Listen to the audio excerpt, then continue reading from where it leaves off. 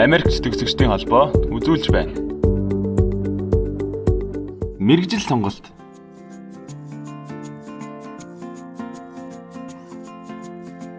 Мэргэжил сонгох тийм чухал гэж үү?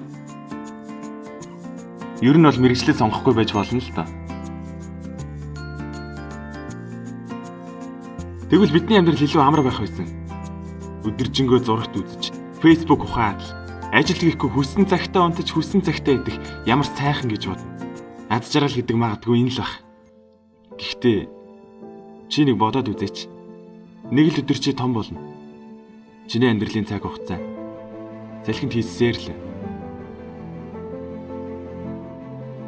Чамайг ямар ирээдүй хүлээж байгаа бол?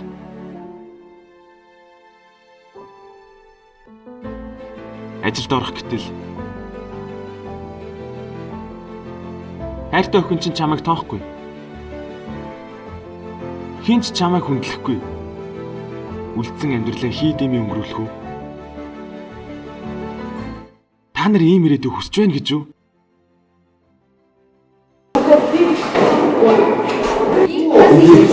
Тэгвэл чиний бодлоор яагаад мэргэжил сонгох нь чухал вэ?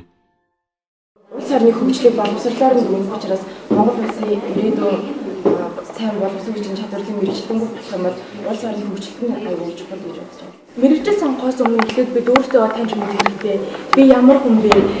Би яг юу гэж мөрөөдөж ирээдүйд юу хийх төлөвлөж байгаа вэ гэдэг асуултыг өөртөө тавьж хариултыг нь зөв олж чадвал мэргэжлээ зөв сонгож чадна гэж би бодож байна. Дараагийн ангид мэргэжлээ сонгоход нөлөөлдөг хүчин зүйлс.